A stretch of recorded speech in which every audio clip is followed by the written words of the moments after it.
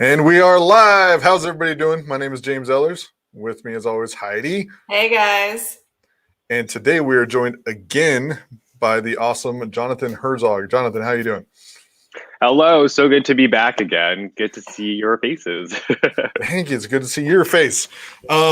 So from the last time we spoke, was at the beginning of COVID. You're running for Congress in New York, and everything, COVID was just getting started. You were locked down, fairly normal compared to as I hear things that are going on now. So why don't you, I know there's a lot going on, so why don't you just catch everybody up to what's going on in your race and kind of just some of the roadblocks you're running into.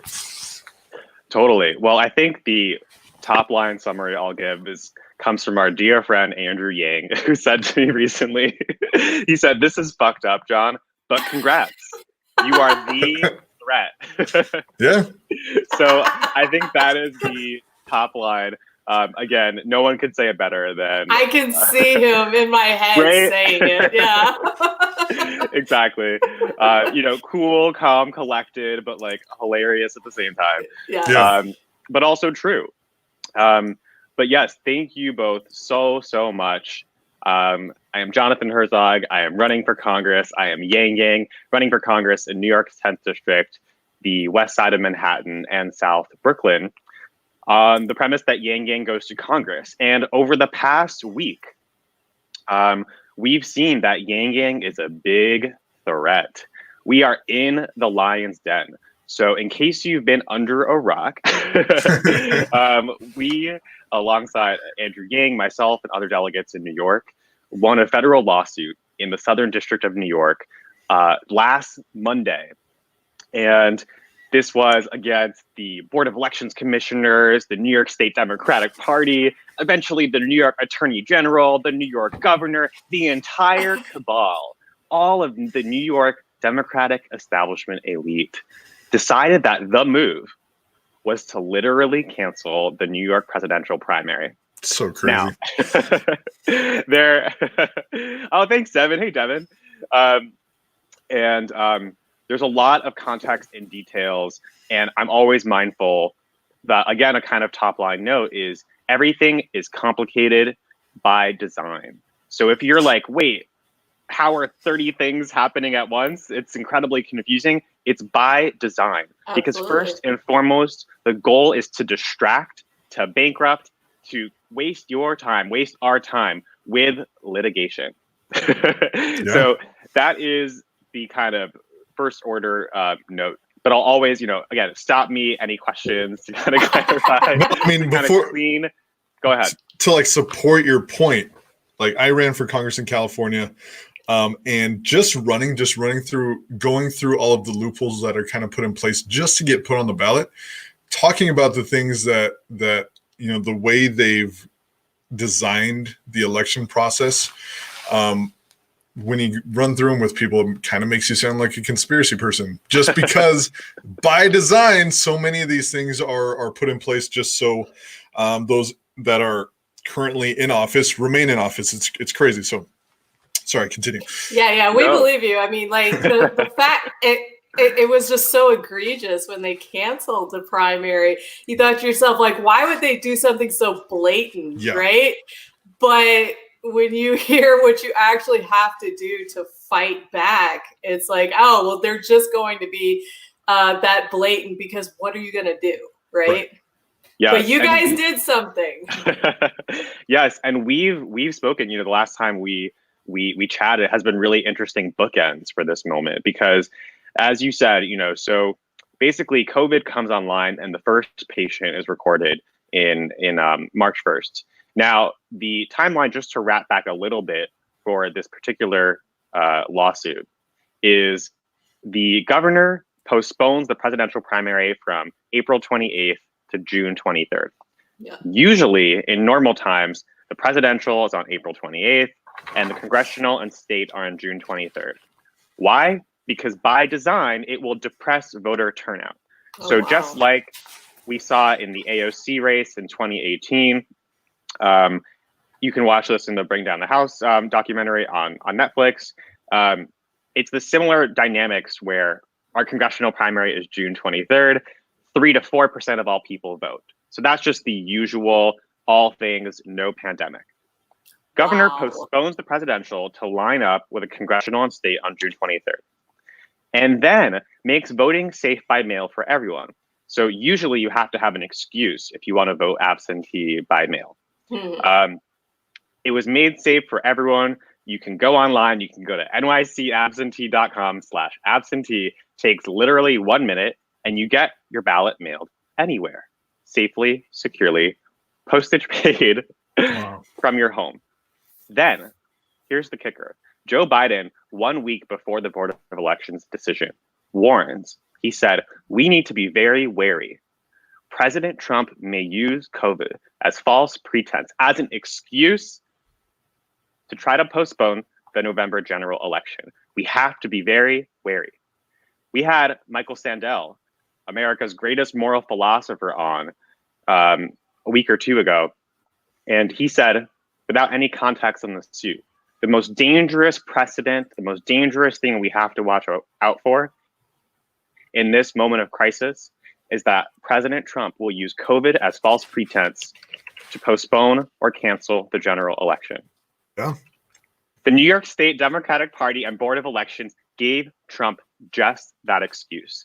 They canceled the primary, canceled the presidential primary on the false pretense of COVID.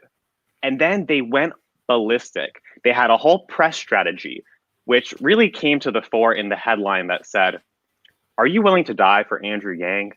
Yes. I saw that. Now, this was not just a PR strategy, a press strategy. This was the argument made in the Southern District of New York in federal court. Obviously, it failed. Yeah. That argument failed on its face because it was bullshit. And the court said it was bullshit. Voting was already made safe by mail. And actually, because we were going through this timeline piece by piece by piece, New York has a very, very painful history and role in this pandemic. New York and the United States are the worst offenders with the highest infection rates, highest case fatality rates globally because we're not contact tracing and we're not testing at scale. And if you look back at public records of the New York City Health Commissioner, this goes back to even middle of March. She said, the mayor of New York said, the governor of New York all said, ride the subway, ride the buses, masks don't work, go out to the businesses, don't be racist, go to Chinatown, all is well, everything is fine. Yep.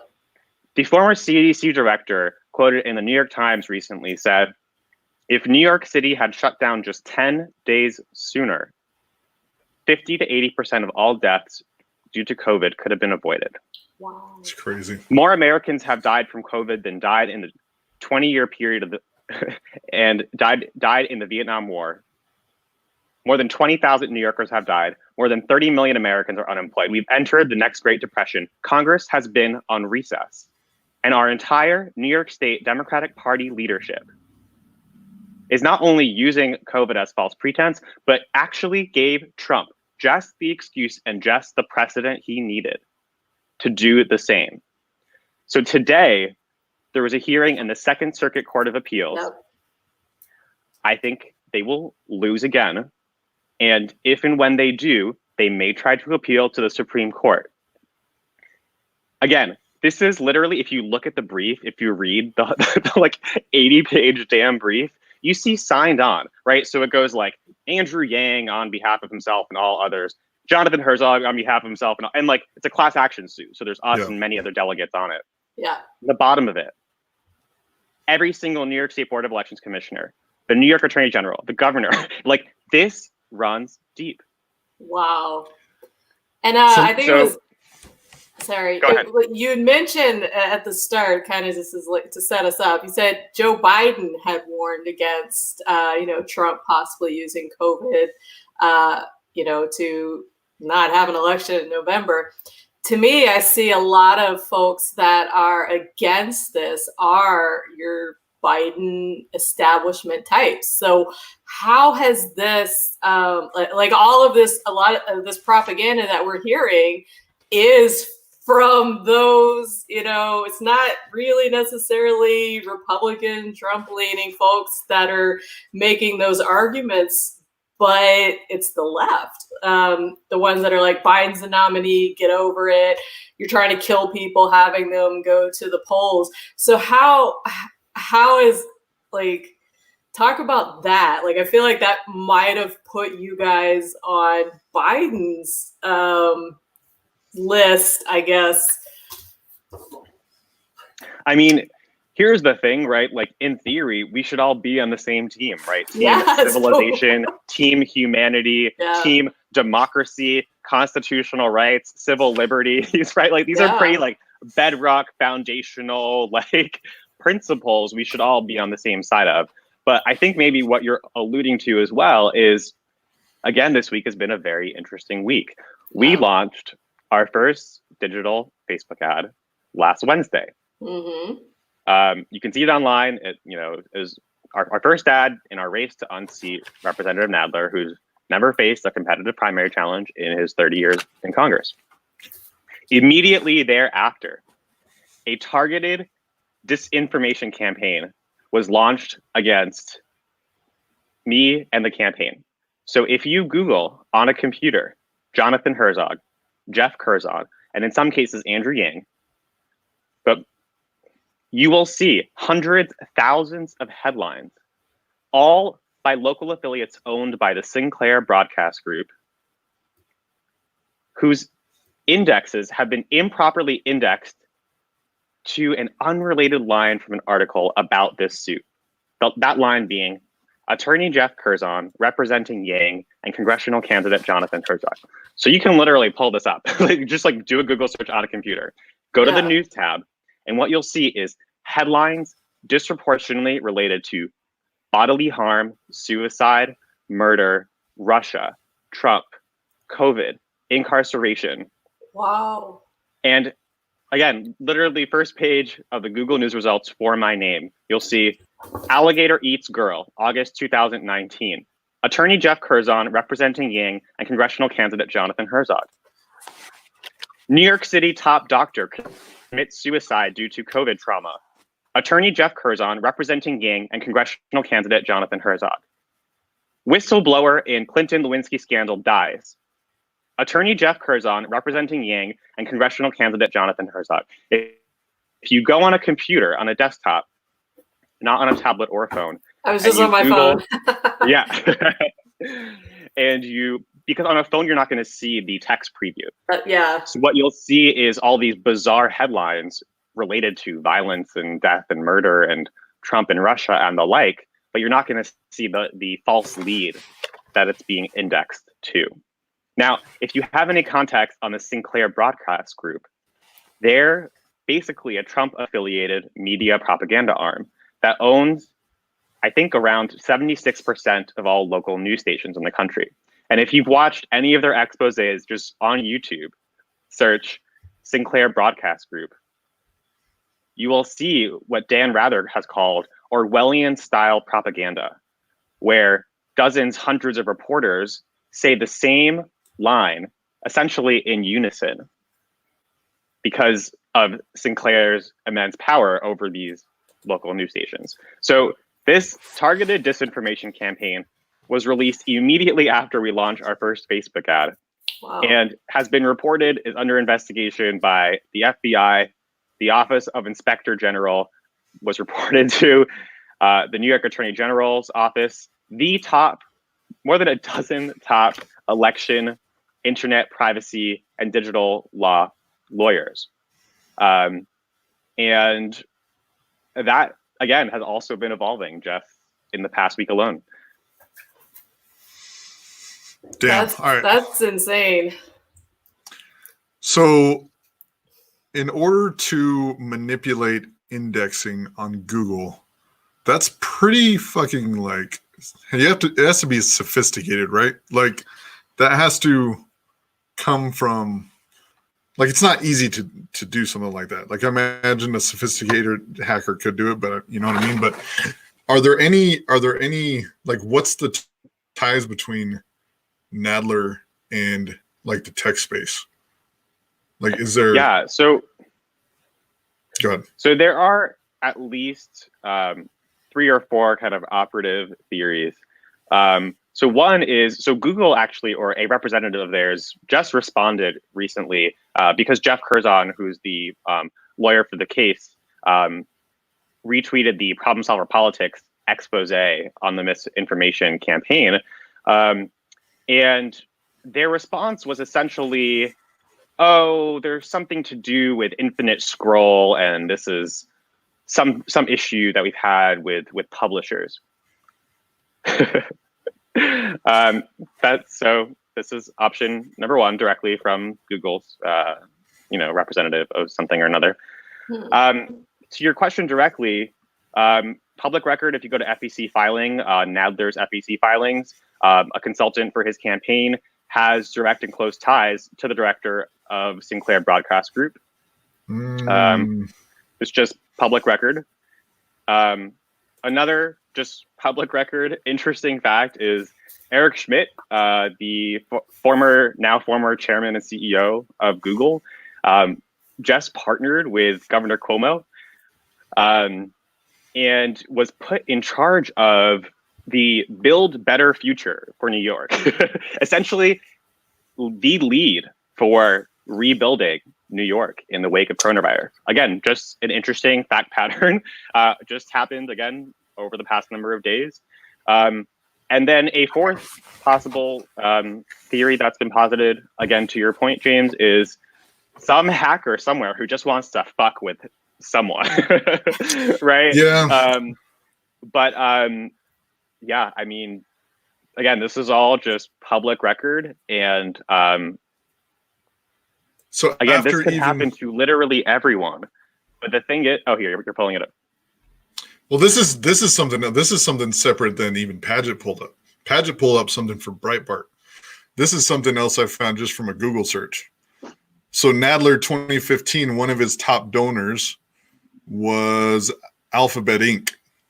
Google, yeah. Donated $26,458 to Nadler's campaign in 2015 from Alphabet Inc., who Google's parent company is. That tied with, again, a lot of this stuff, a lot of the things. When you follow the money, it gets real. Yeah. And I don't know if this is related, but Jonathan, you may remember, like, even during Andrew's campaign, we had a period of time where we were telling folks to stop saying Google Andrew Yang and YouTube Andrew Yang, because we would have these periods where a Google search for Andrew Yang came up with just the absolute. It wouldn't even come up with his website. His website wouldn't be the top result. And it would just be these terrible articles. We're like, okay, just don't tell people to Google Andrew Yang. Tell them to YouTube him. So it seems like, and it may not be the same thing, but when you're trying to go up against these forces that already own power, they're going to fuck with you in these kind of ways. Do you think that? Do you remember that? I mean, I don't know if you remember that. Yeah, so I think the thing I'll say is, and when I first encountered this as well, like, we've been used to, like, in the Yang gang, like, getting gaslit, seeing all sorts of, like, ridiculous smears and slander, right? Like, I don't know, how's our dear friend, white nationalist Andrew Yang doing, right? Like we're, like, used to this kind of, like, mudslinging. I think what is different, and a different level and nature of this, and what makes it a potential federal crime, is this is literally targeted disinformation with thinly veiled death threats, with headlines disproportionately related to suicide, death, murder, bodily harm. Yeah, you can take that to mean watch your back, essentially. Yes.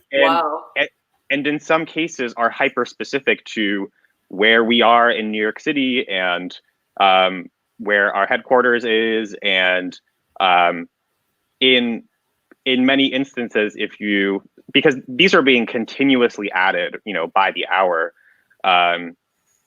you will see a hyper specificity, even if they're, again, improperly being indexed to have this false lead, every single one. Attorney Jeff Curzon representing Yang and congressional candidate Jonathan Herzog. And you can click through, you can start on page 1, go to 7, go to 20. It's the same shit. But to your point, Heidi, and this is what's so critical, they expect you to take this sitting down. They're like, oh, like, you know, like they don't expect us to have a voice or to have these high-powered lawyers, right? Like, no, they didn't. ready to investigate and to take action on it. And there's a reason why in 30 years, the number 2 House Democrat, the chair of the judiciary, has never faced a competitive primary. There's a reason. And so, you know, and if you even look back at some of the history around it, you know, in 1992, when Nadler was first appointed to the seat, because his predecessor died while in office. A couple of days before the primary, the party bosses come together and they say, vote Ted even though he's dead. Ted Weiss gets 80% of the vote. They appoint Nadler to the seat and he's held it for nearly 30 years since. And it turns out this is just how power has been transferred. So he didn't even congressional win an election. delegation. So that's what's insane. And again, the goal is exactly what you said. Sit down, know your place, and it certainly isn't in the halls of Congress. And it was interesting as well because, so Andrew Yang was the top of my vacancy committee. And the vacancy committee is this box on your petition to get on the ballot, where you have to gather thousands of signatures to get on the ballot. And every petition has a box of a vacancy committee.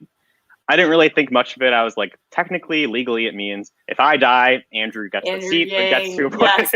Right, you get Congressman Yang. Like, awesome, congrats. Like, that's great. He's your alternate. Exactly.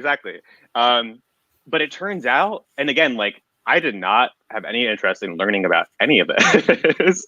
It's just through doing the diligence, because we've had to, that's actually how the representative has been appointed for nearly a half century. That's crazy. I mean, that's wild. we're at the point where it just seems like people in office, like it seems like they used to do things behind a veil, like it was still corrupt, but it was kind of hidden, not out in the open. But now the more time blatant. goes on, it's very blatant. Like with what they just did with passing a law saying that the FBI can just pull up anybody's search history without warrants, for example, in the last day. Like, what is even, why would you do that in public? And to go back to what you're talking about, like, so are they just waiting for Nadler? Is the plan just to have him in there for life, and then when he dies, they're going to reappoint someone else? Like, yes, exactly. Wow. Like, he's 72 years old. 73, yeah. Is he 73? Google said 72, so I blame Google. Like, during a lot of the hearings, he seemed like he wasn't even like half there. You know what I mean? Like, he didn't seem healthy. He doesn't seem healthy. He doesn't seem like someone that is like you. Like, if you were in there, you'd be energetic. You'd get a lot done. You're not just going along with the status quo. Like, I keep asking, like, is their goal just to have him die in there? But yeah, it's kind of who's crazy. His alternate? Do you know? Like, who's in the box for him? Like, Yeah. Who's getting next in line? So it's so interesting, and you both are so perceptive because you're like, okay, wait, what's the logical next step? It's frankly, it's tragic and painful and shocking and just disgusting, all of it. But I'll say, like, I want us to stay focused on like kind of moving forward and the kind of actionable next step that we'll get to. But like, just to answer that specifically, it's super interesting because if you look at the people who are top of his vacancy committee, they're actually, so many of them are just basically in office now. They're in city council or like in local offices, or are potentially running for mayor of New York. So because there's a very tightly wed class of New York Democratic politicians, and they all go back to the same institutions, and they all grew up. And again, you can just Google it. It's like, or DuckDuckGo it, or what have you. DuckDuckGo, yes. But it's the same people, some of whom are running for mayor of New York, some of whom currently are in city council, but everyone, again, knows what their turn in line is, right? Yeah. Like, okay, so, Nadler gets the seat, you get city council, you maybe get to run for mayor, like, and there's this kind of map, right? And then depending on how time elapses or what events take place, those seats get kind of reshuffled, and the new vessel for the party gets appointed. So basically, that's national politics too, because like you remember when Hillary ran in 2016, it was very much like it's her turn. Yeah. Everything is wait your turn, play by the rules, don't make waves, and your time will come, and that's absolutely disgusting. Yeah, it's crazy. So how do we take Nadler down? What's the game plan for? I mean, again, he's 72. I can't imagine I don't see him talking in public that much. Like, are they just hiding him away? Like, what's he doing with this campaign? Like, is he running a campaign? Yes. And so I want to get to this directly because this is the thing I'm most excited about, because Gang is all about fucking moving forward and like not getting mired in all the bullshit. But I want to just add one other piece because I think it just gives, oh, thank you, Blair. Love you, Blair. Just some more color and context, because again, like to your point, Heidi, like we are data driven, empirically minded, like math people. And like, we don't just make assertions for the sake of it. We don't mudsling. We don't name call. We just like call a spade and look at the facts. Yeah. And I wanted to share one piece of insight, and then I'll get to the action item. Yes. Because this was truly shocking to me. Like, I just get most shocked when gaslighting occurs, because gaslighting to me is just like, it's like you have the truth, you have the opposite of the truth. Yep. And then there's all these wily manipulative mechanisms that are used to make you think that apple you see, that's not an apple. Yeah. It's not even there. You're crazy. So there's this ballot access process. I think you probably know this well, James, where back in December, we got Andrew Yang on the ballot.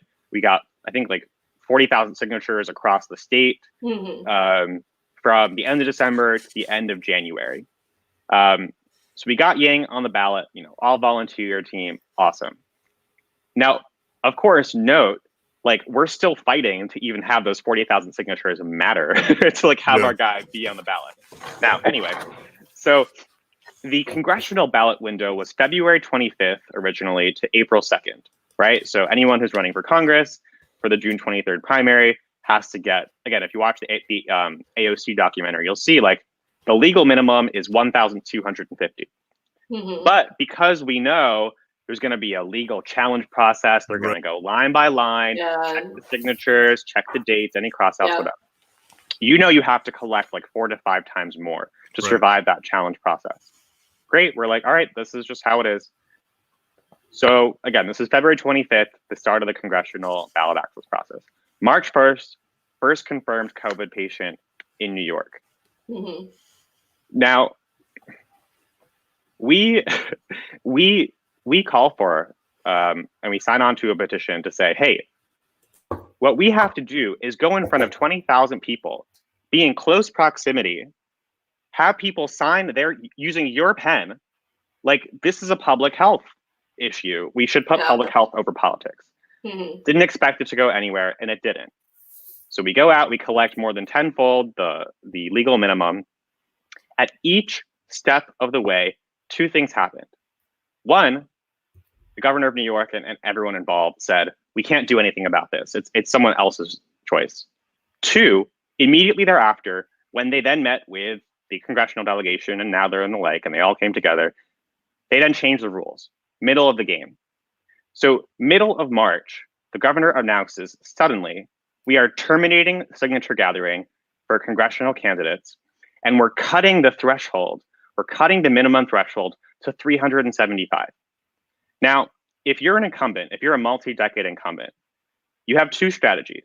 One, have no one ever run against you because shit like this will happen. Mm-hmm. Two, if someone is stupid enough to run against you, lower the threshold so much, so ridiculously low, even though half the time has elapsed for signature gathering, so that people, perhaps your allies, can split the challenger vote. So this is exactly what happened. Now, Wow. so that weekend, someone went out and gathered just enough signatures over the 375 to get on the ballot. We ended up finding they did not have enough ballot signatures, so they were off. But here's the kicker. The field has shrunk from 8 to 3. More than $2 million have been spent, including corporate PAC, lobbyist money, and paid, checks directly from Google, Alphabet, Amazon, Verizon, and the like. But we were about to have a head-to-head, just us and Nadler. And because we found an 80 to 85% invalid rate amongst the signatures gathered by the only other person trying to get on the ballot who could possibly survive it. Most of the signatures were collected in the Bronx and the Queens. We were told by the ballot access lawyer. At that point, 2 judges had died from COVID. One was in a coma. 3 Board of Election staffers had died because there's no protections. There's no PPE in the state of New York. There's like a shortage of ventilators, obviously. Like, again, this is like the ground zero, like the worst treatment of COVID. Yeah. And we're told, sure, go ahead. Bring an invalidating petition against the candidate because they, 80% of their signatures were collected in the Bronx and Queens when your district is in Manhattan. Mm-hmm. That effort, by the way, was outsourced to a firm and cost $22,000. Regardless, again, all public record FEC filings. Yes. Regardless, we were told, but do you really want to be responsible for the death of a Board of Elections worker? Because if you file an invalidating proceeding, you're going to have 3 members of your team, 3 members of their team, and 3 members of the Board of Elections in a room, in person, going line by line by line. So we didn't. And we said, great, fine, we'll win at the ballot box. Here's the reality. If we get just 2% of all New Yorkers in the 10th district, west side of Manhattan and South Brooklyn, if we get just 15,000 votes, we have won the seat. And the Yang Gang has the biggest bully pulpit in Congress. Absolutely. Andrew Yang got 5.1% of the Democrats in Iowa in the caucus, where you have to stand out publicly and declare, I'm here for Andrew. Exactly. And declare, I'm here for Andrew. Mm-hmm. If we get 5.26% of all registered Democrats in the 10th district, Andrew's home, my home, the campaign's HQ, where he may run for mayor, and polls show him leading the field, we have won the seat. Again, because if you look at the dynamics of the district, you look at the AOC 2018 race, she was running up against Joe Crowley, who was slated to become the next Speaker of the House of Representatives. He raised $3 million every single year. Nadler only raises $1 million. He raised $3 million, was going to be the next Speaker of the House. AOC's campaign was floundering, did not have Bernie support, had no cash. End of May, they released this viral video, this incredible video we all remember. They raised some cash up to a ceiling of 1/10 of what Crowley had, $300,000. They forced a debate in the last minute because they went viral enough in that moment. She wins the seat by 4,000 votes because of, again, what we talked about, the depressed turnout for congressional primaries in the middle of the summer. And she becomes the AOC that we know because she got 4,000 more votes in a congressional primary where less than 4% of the population turns out. That's what we're talking about. And that's why, to your question about, well, what's the action item? How do we fight back? The way we fight back is we force a series of debates. The first televised debates in New York's 10th district history, The first televised debates against Jerry Nadler in his history. And when we force those debates, we will win. Because I think Padgett offered the greatest example. She was like, oh, wait, that makes total sense. It's like Bloomberg on the debate stage. It's like you like... They're like, oh, never mind. That's perfect. Right. Well, because it's like you like throw infinite money and you're like, okay, I landed on the stage. Good job. But he's never been challenged before. No. Yeah. And so then it's like with all of this, there's a house of cards, right? And this is true for the entirety of like Andrew Yang's campaign and the whole movement. There's some house of cards, whether that be the lies and myths around our economy and our institutions, whether that be in the case of them canceling the primary, whether that be, this powerful incumbent is almighty. Some house of cards. You tap, it crumbles. And so that's the main action item. As of now, and I'm open and would be so open to hearing your ideas and best practices because you guys have been leaders in driving trends and driving change. Like this is not like, we can't undersell how much change, you and other leaders in the Yang have accomplished. Getting Pelosi on record on UBI, what? Yeah, like past UBI. That literally, I mean, that would we can never have fathomed that. And now her number two has not said a single thing, but we have a dog in the fight. We have more leverage. Yeah. So the idea is, again, subject to brighter minds than ours, change. On May 25th at noon Eastern, we trend something to the effect of hashtag Herzog Nadler debates. And if we get like 25,000 people to tweet this, they've never faced a grassroots campaign. They cannot fathom that like people organized organically, decentralized, distributed around a shared vision, mission, purpose. Like what? Like they will be so scared because they only know one currency, right? And that currency is cash. But we have people and passion. That's something that you can't buy. So that's the sort of big idea. And again, the reason this matters is if you just look at the data and you look at the 2018 race, similarly sized district, similar partisan index, similar voter turnout, similar multi-decade incumbent, out of touch with the district. Yeah. Being able to force a debate, and even in her case, just in the last week, but we're ahead of the curve at this time, was what drove that 4,000 vote margin to lead her to become and have the most powerful bully pulpit in Congress. Wow. You could be our AOC if we, and this is something that like James and I are really passionate about is the Yang Gang is a force, right? Yeah. We only really exhibited that for Andrew during his campaign, but then like this push that we just did, like you mentioned, for Congress passed UBI, where we literally got Nancy Pelosi to come out and say, hey, we should look at this. Like literally, Andrew's not in the race. The Yang Gang, like, we're like, what? Like, what?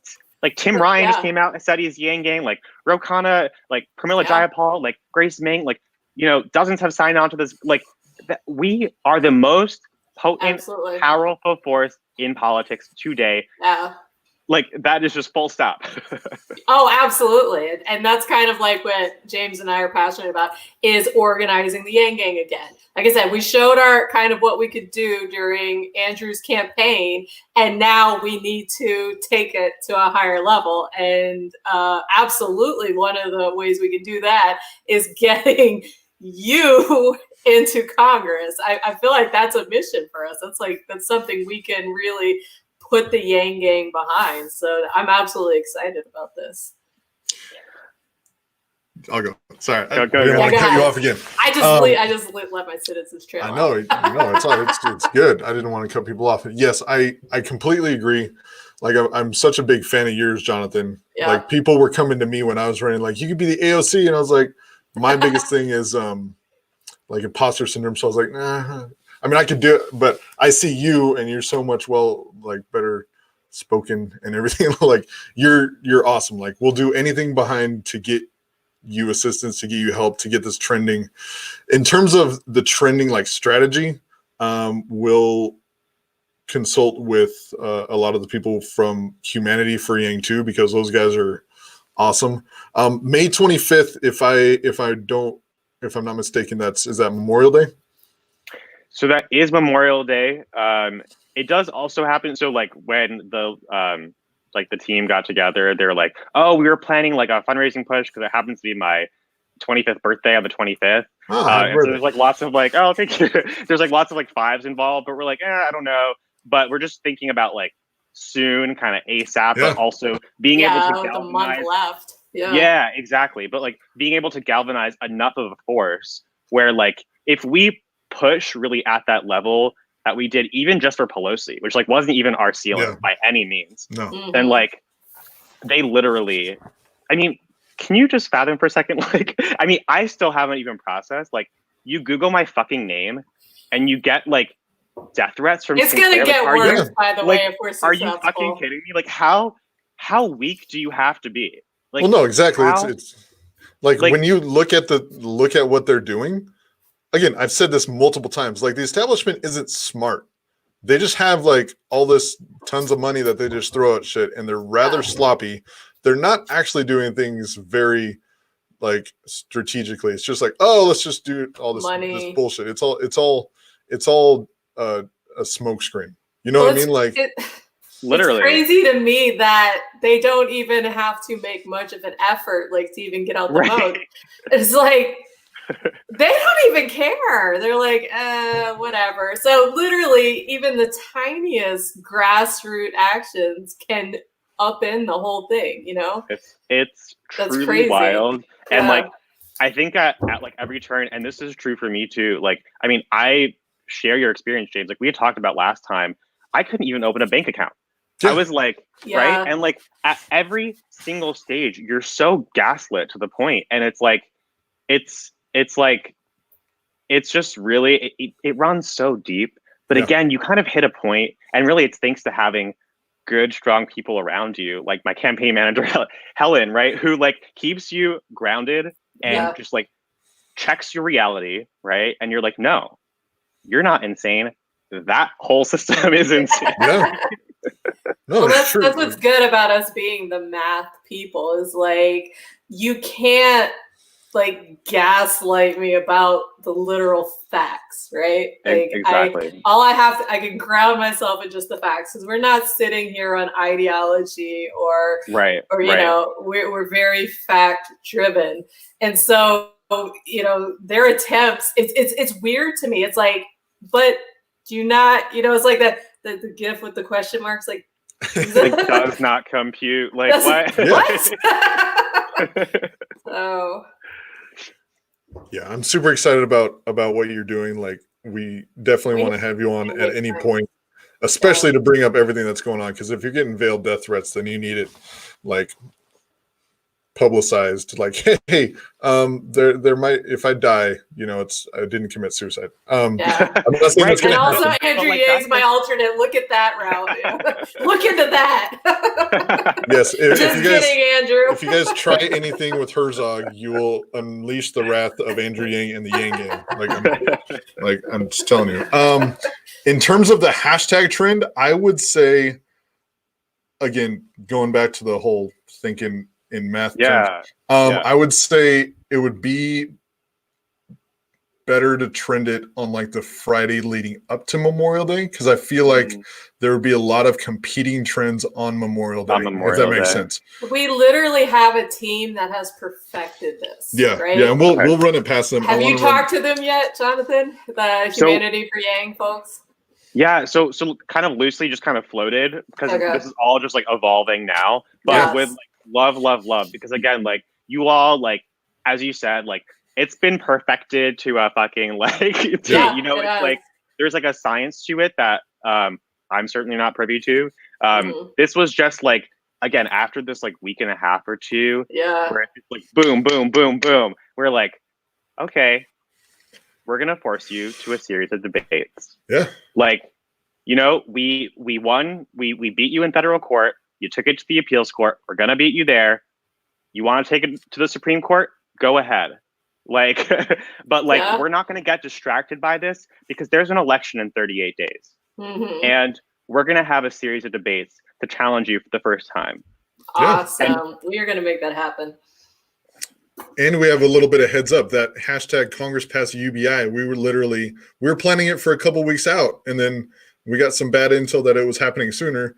So we did it like the next day, and we got that kind of an impact. So imagine what we could do. That's what's so with a couple crazy. weeks. I was like, we need to get into the guts of like whoever figured that out. I was like, you're talking to the right people, because this was literally hashed out in a DM group on Twitter. On Twitter. Insane. It's so insane. Yeah, it was fun. It was great.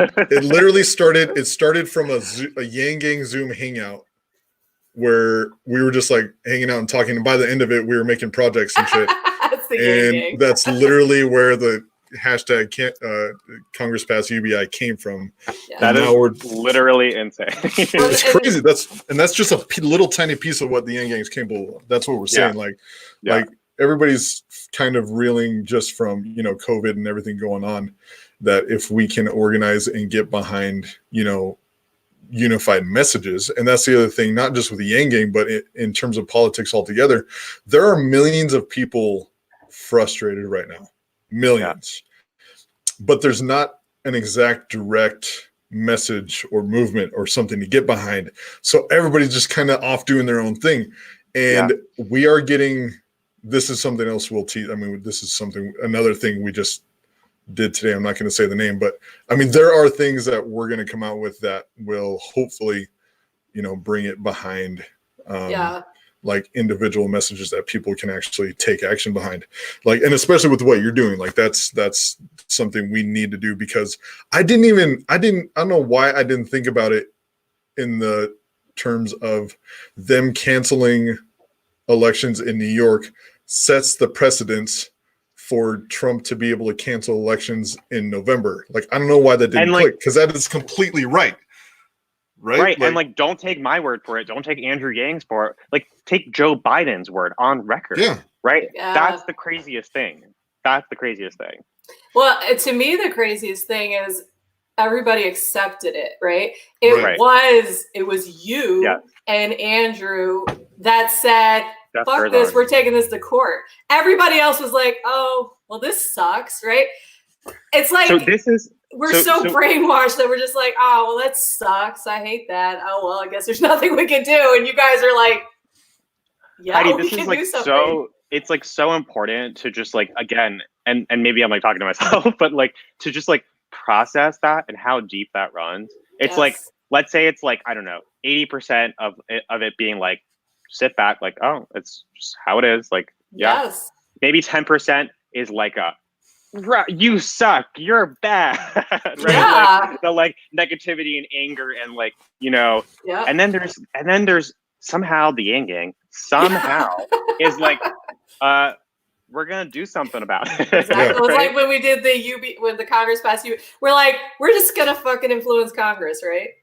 Right. Let's see if we can do it, right? Right.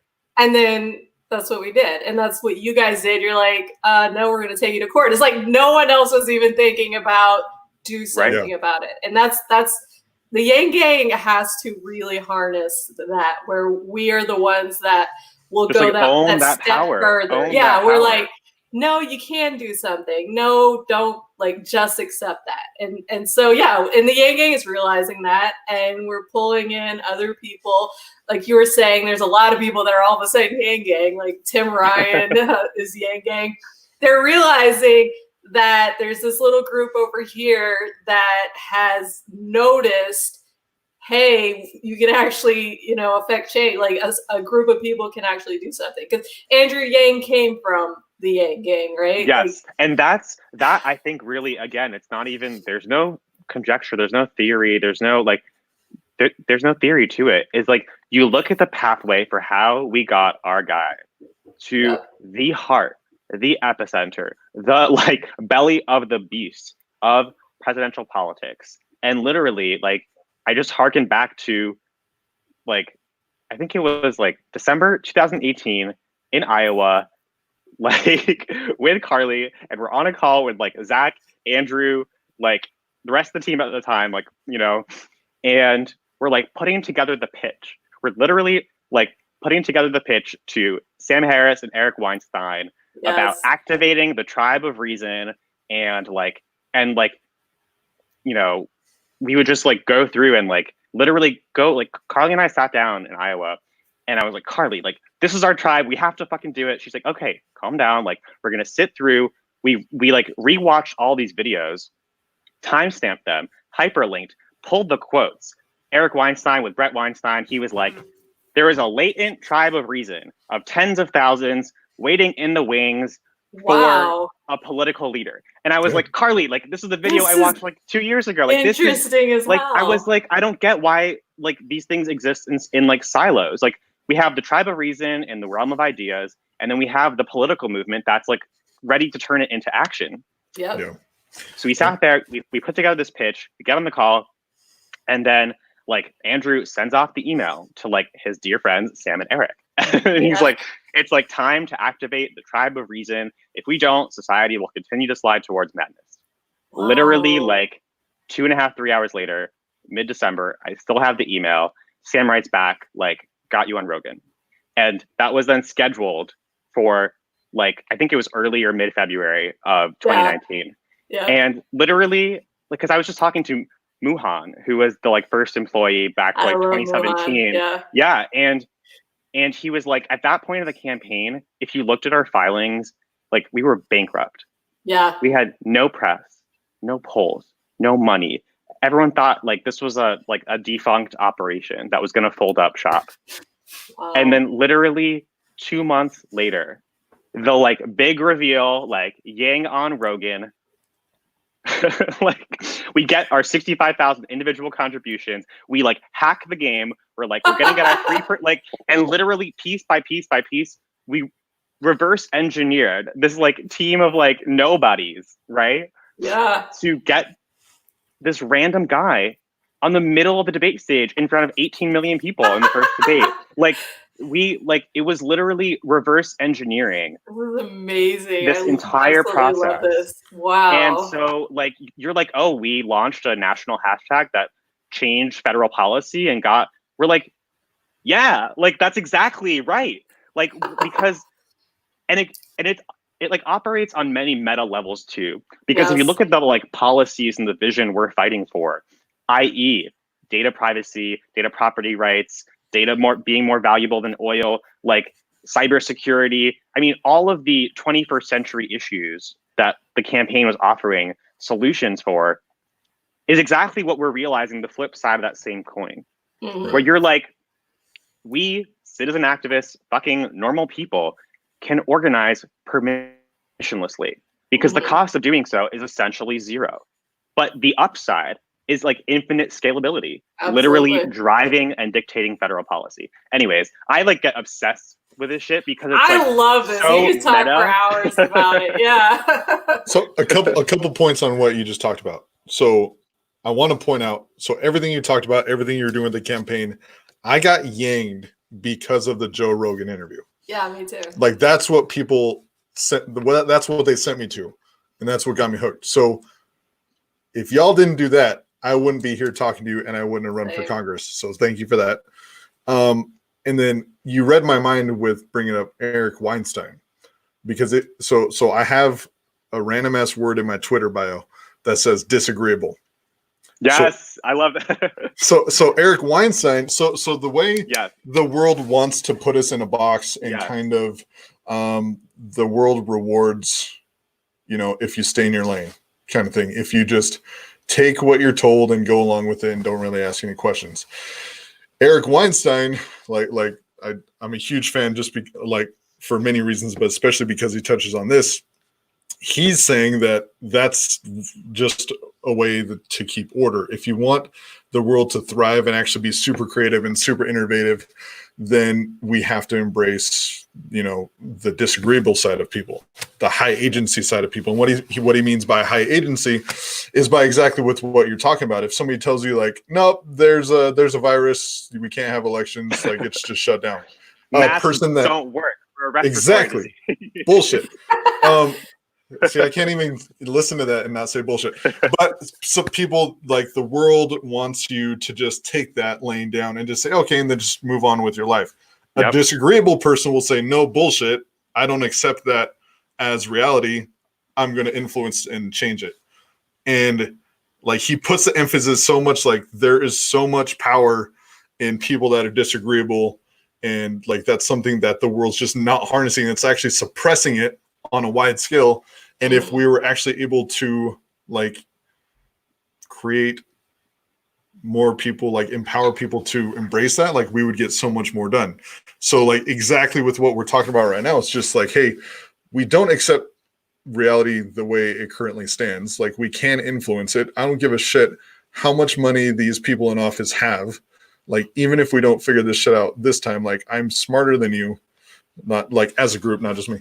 Like we're smarter than you and we will figure it out eventually. Like this isn't something where you can just, you know, blast out some bullshit articles, veiled death threats, and then you're just going to get by. Like, no, that pisses me off even more. So the more you do that, the more we're going to push back. So that's my rant. But. No, I fucking love it, James. And it's so like, I like his quote that like the secret of American genius and ingenuity is our irreverence, our disagreeableness. And again, this is so meta because this is what Unger calls having a society where you have the haven and the storm, right? Ooh, Unger again. I love that guy. And it's like, it's exactly what you're describing. And it's so meta because the policies we're fighting for, the vision we're fighting for is trying to accomplish exactly that, right? Because with a universal basic income, with an unconditional income floor, you provide the haven, right? And, you know, the set of other policies, you provide the haven. You have this unconditional security where we're independent and not reliant upon anyone, right? For our own existence and survival. Yeah. And then, but what he argues is this critical component, this kind of yin and yang, is you have to provide for the storm, right? Where your family wants you to be a certain way, the state wants you to be a certain way, the school. Well, ideally for him, the school should be the place where we cultivate the storm, right? Where we cultivate the skills required to resist the family and resist the state. But part of what this like our shared vision is, again, on this meta level, is to inculcate and allow and train and cultivate and celebrate that irreverence, that disagreeableness, that ability to be divergent. Because as you know, and also as Andrew has said so many times, like neuroatypicality and just divergence is not only the new normal, but it's the new necessary to solve the types of crises we're facing. Where again, and it's so important because so much noise and fucking madness and this is the same type of Trump strategy, right? Where if there's a crisis every minute, there's no crisis because you can't possibly make sense of it all. Hyper-normalization. Exactly. Desensitization, right? And so always go back to like COVID has killed more Americans than died in the Vietnam War. It's killed more than 20,000 New Yorkers. More than 30 million Americans are unemployed. We're entering the new Great Depression. Congress has been on recess. And like that's insane. And it's fucking insane. It's the why. It's the constant why. But it's just so important to just ground everything in that real human toll, the real human cost of pandemic politics.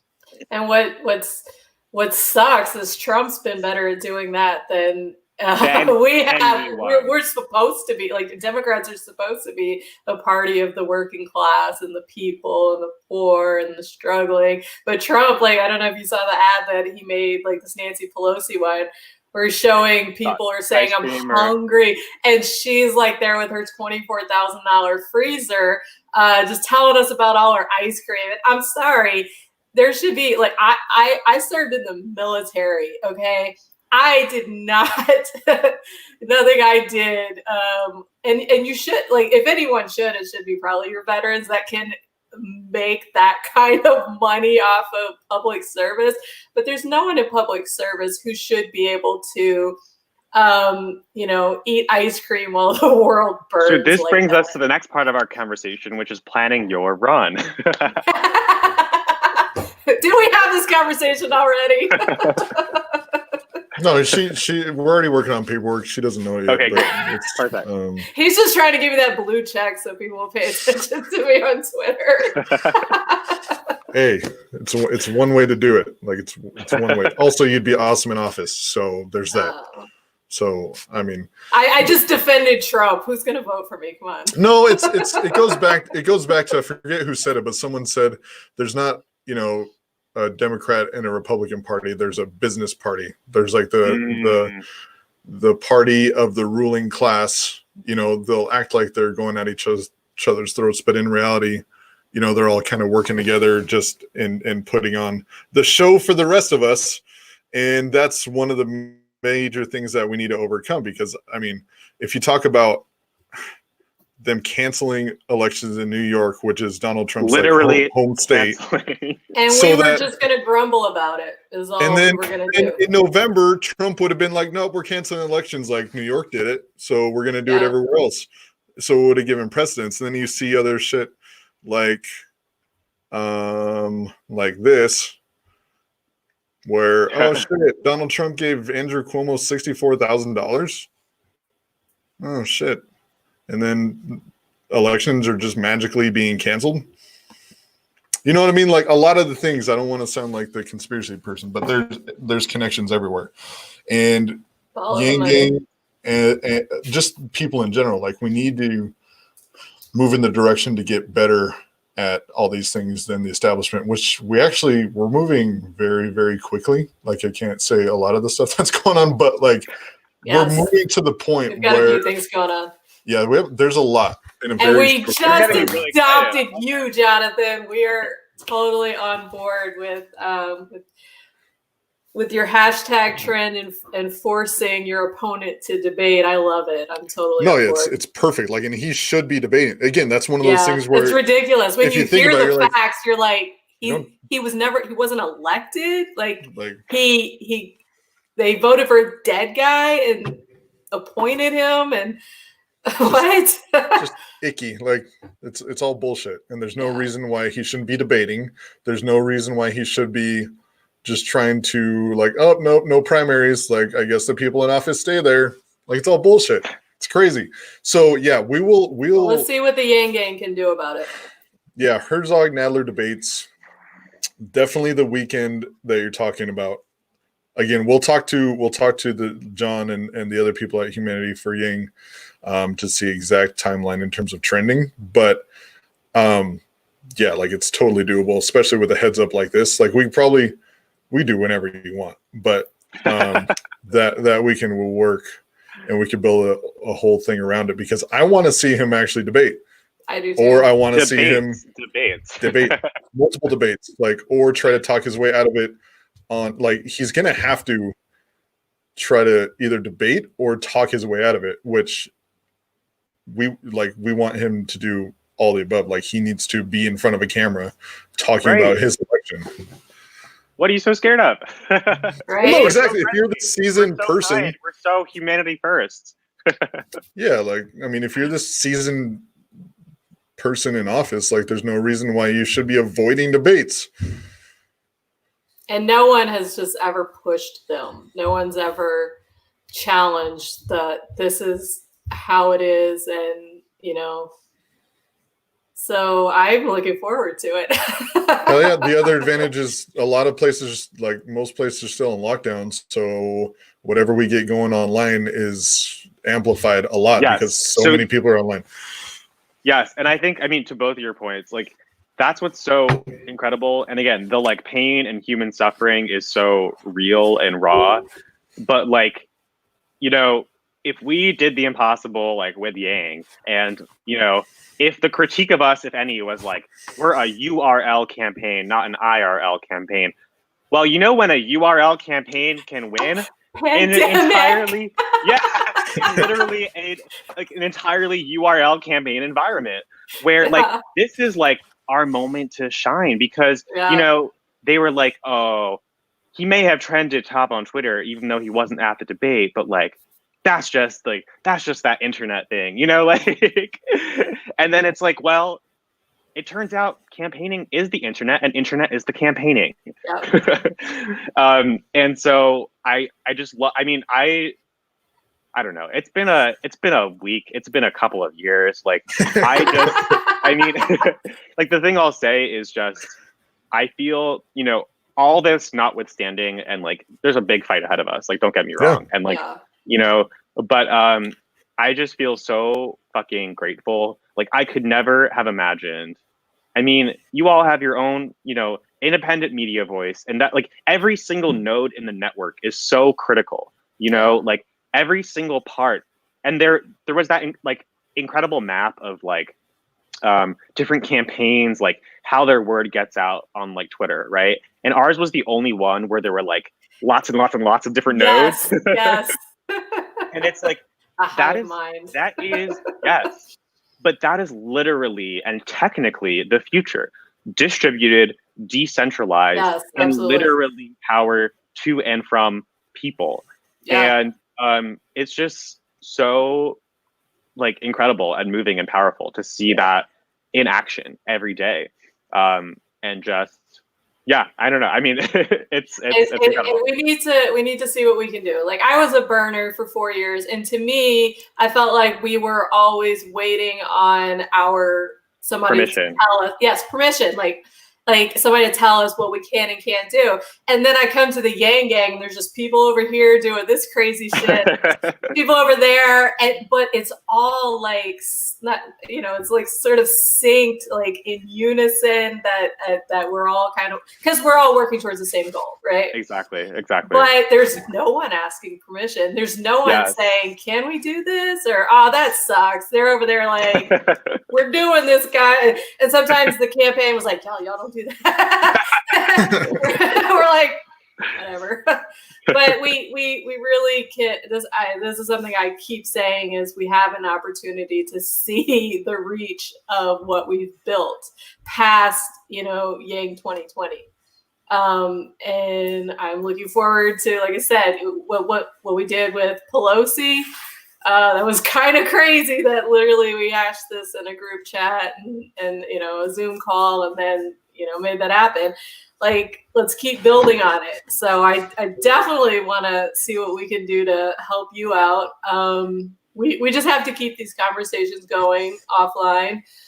Do you guys? So for your plan, do you have like, how are you guys organizing this? How do we get to be like a part of it so we can help you out? Totally. So, I mean, I'll say kind of top line, like, I am really following like your guys' lead and like learning, sweet. but like, and like truly like, learning from your experience and best practice. Like so like, I'll just start with that, but I'll say like, so Paget's like super on board, super like jazzed. We talked to her yesterday. She had the idea of like putting together like a video that kind of laid out, because again, there's a lot of facts. It's like complicated, and we don't have an hour and a half to like tell that whole narrative. So we are working with James Treacle, and I was about to say, do you know James Treacle?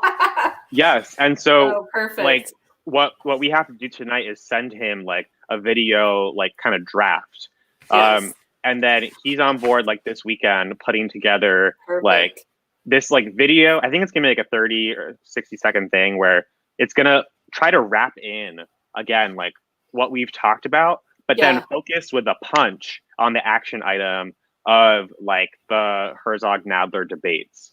And so I think those are like the two small pieces, and then like again, we are literally all ears of like, we can do like a joint video, or there's like so many possibilities, right? And like, also, I mean, I think you guys did this so well last time. I remember like tagging like the @Rep Pelosi or whatever handle, and like they get those notifications. Like I can tell you, like, because like the @Rep Nadler account has like liked some of my tweets, and like they are watching. Yes. Like they may even be on this call. Like they are watching, and like journalists are watching too. Yes, and so again, like all ears, like definitely tagging their handles, like maybe doing like a joint video. I don't know. Definitely, hopefully trending like the top 5. But I am following your lead because you guys have led like best in class fucking at this. Yeah. Well, I just added you to our group chat on Twitter. So That's for all like, you know, kind of revolutionary action, you know. Yeah. No, media doesn't see any of that's this. where it came. I mean, we have people. I mean, everything's there, so we'll get it organized there. Treacle's there. Humanity for Young People are there. We're there, and then there's. It's not a huge group. It's a good core. But we'll get that going. This is because what we do is we're looking for our missions to continue, like the overall mission, and to keep the Yang Gang kind of united and fighting. So I like this mission. I'm excited. Totally. I love you guys so much. I'm so excited to like. You're our first repeat customer on our show. Oh, shit, that's true. To like get this in action and get it rolling, because to your point, and like also being a similarly minded, like I need a fucking like a mission. I need like a goal, yes. right? Yeah.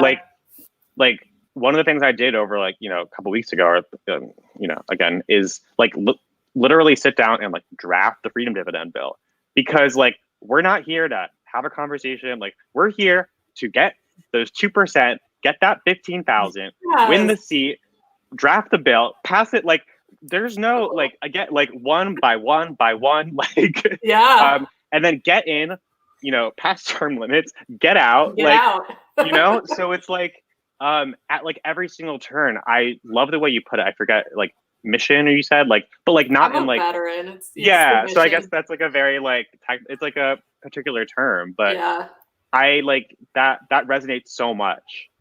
I feel like every single step of the way we've had these like really like, you know, we are the cavalry. Like this is our like kind of call to arms. Like these conversations are important. Yeah, I mean, we've been on for an hour, 11 minutes, and we've gained people since we've been talking. So, I mean, no, it's awesome. Like I'm really, really, really curious about how we can get Nadler to debate. Like that's ingrained in my head right now. So me too. We're gonna do that. Like we'll collaborate that on for sure. And again, like thank you for everything you do. Thank you for running. Like I know it's not easy at all, especially somewhere that's that politically, I don't know the word for it. Hostile. That's a good word. If this happened to me, like, okay, so one time on Zat and Max live stream, they were live streaming and I was up on the stage introducing Andrew or something like that. And there was some guy in there making comments like, I love Heidi, I want to blah, blah, blah. And then a bunch of people were telling me there's a weirdo in the live stream. And I'm like, okay, I quit. I love God. I'm done. I'm out, you know? So, and that's just because one guy kept making comments in a live stream. I can't imagine like what you've been seeing. But that's terrifying, right? That's not normal. And so thank you for still, you know, do it, because they're trying to get a reaction out of you like I would have, where I'm like, oh, bye, you know, and you're still here and you're mad and you're fighting. So thank you for that. No, I mean, you are like the strongest people. We are the strongest movement. And like, it's so funny because like, you know, I've gotten, you know, a interesting slew of emails and notifications and, you know, more direct messages too.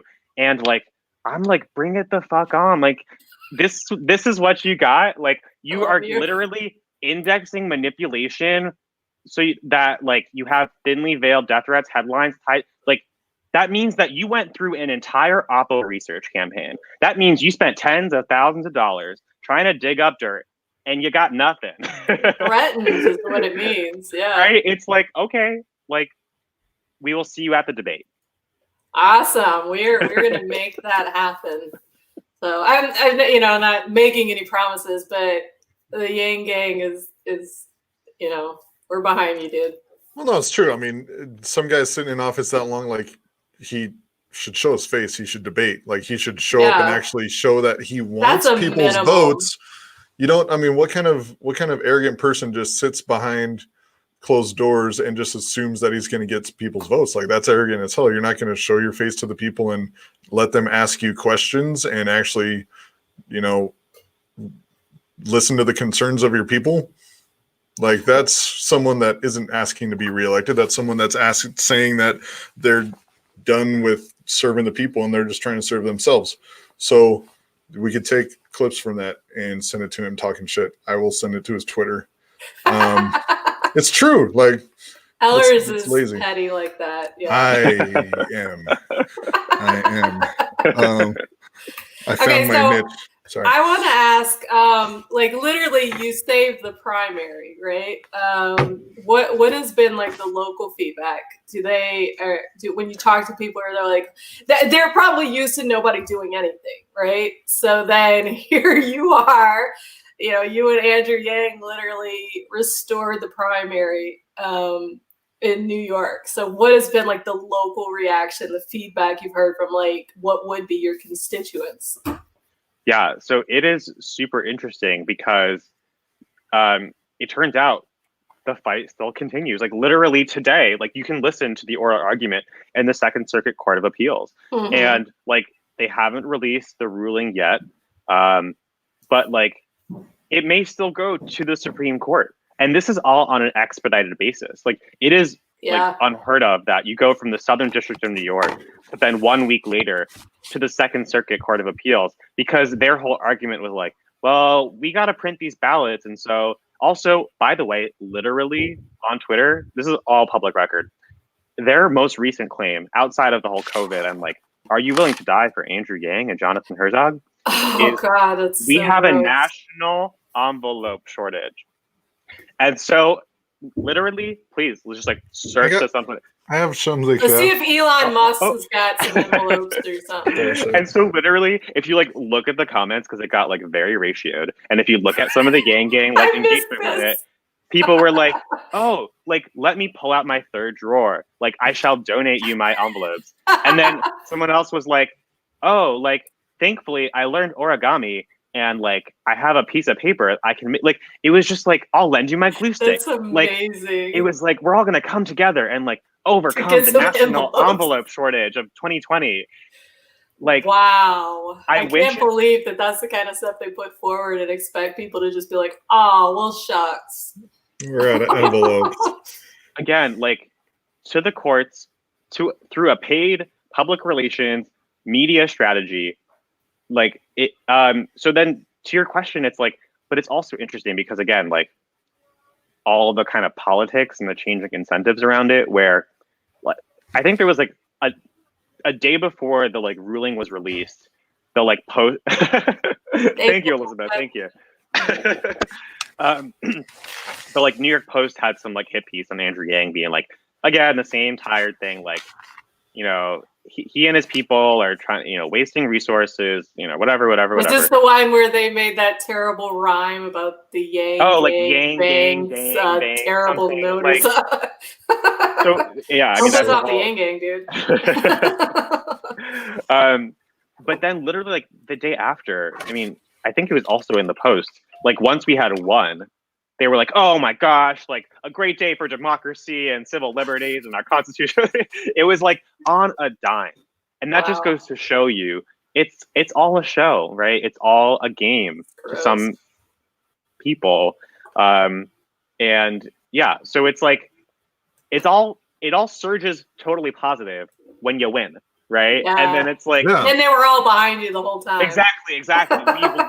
We've always been so proud to support, like, but then in the, like, all the time leading up to then, are you trying to kill New Yorkers? Like, oh my God, that is so Orwellian, or I don't even know. Like, oh, like, how can you make that argument with a straight face? Like, literally, because, I mean,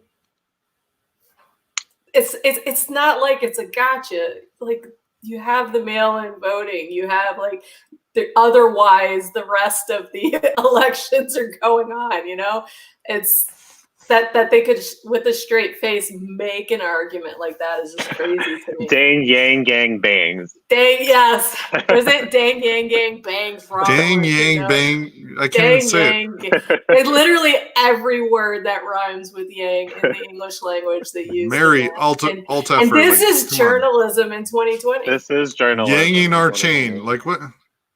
What is that image I keep posting all over? Because this is what's driving me crazy about our politics. It's a quote from the newsroom.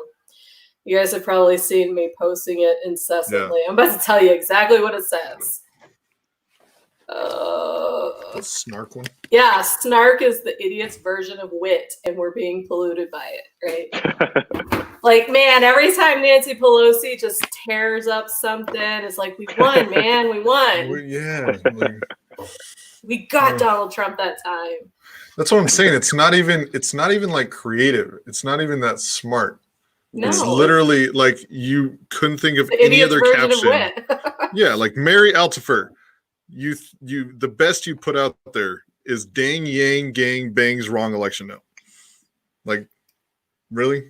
That's what I'm saying. Because the Yang gang's fairly young too. Like, and with what Andrew Yang did in a short amount of time and what we're building out right now, like, it's going to be a force for years and years and years to come. Because this shit, once we hack it, like, it's done. I have no doubt about that. So, I'm excited, man. I'm excited for your run. I'm excited. Super appreciative of everything you guys are doing, especially in terms of the lawsuits and everything. Because I feel like if it was framed that way, like, hey, heads up, if they cancel New York's election, it could be precedent for Donald Trump to cancel the election in November. Like, you guys don't. Like, I feel like if it was presented that way more, then the light bulbs would come on and people would actually get. I can't believe they're appealing it so hard. Like, they're still going in that direction, which is crazy. Why are they fighting it so hard? Hard. It can't be because they don't want to buy some more envelopes. Yeah, it's bullshit. It's complete bullshit. It's not because of envelopes. And you know, you can be a conspiracy theorist and say it's because you've got folks like Jonathan running against their boy and they want to suppress the vote, you know? So I don't know. Yeah, so we're 100% behind you. We will see what we can get going in terms of debates, because those debates would actually be streaming similar time to as other projects, so they can actually coincide very well. That's all I can say on that part. But it's something we'll get going. And any Yang Gang listening to this, watching it, just keep an eye out for plans around Memorial Day weekend for getting these things trending. And it'll be more than a trend too. Like, we need articles, we need graphics, we need everything. So it sounds like you've got treacle in the case, and that's yes. Yeah. We love treacle. He does great work. Heavy hitter. Oh yes, absolutely. So, well, thank you for joining us. Thank you for going over everything in depth. I'm always astonished the way you rattle off facts and quotes and everything. It's amazing. I appreciate everything you're doing, and just let us know whatever you need. I put you in that group chat so we can plan stuff out just whenever you need from here on out. Totally. I love you, fam. Let's love you too. Yes. Let's win, and let's do this again. Let's do this late June. Let's do this again. Celebrating. So yeah. We'll do it in Congress. Okay. We'll do it in January. That's fair. Just remember us when you're famous. Oh, please. All right, guys. We'll leave it at that. Thank you, everybody, for joining us. Make sure to like and subscribe, and also make sure to support Jonathan at Herzog2020.com. Any way possible, please help him out. So we will talk to you guys later.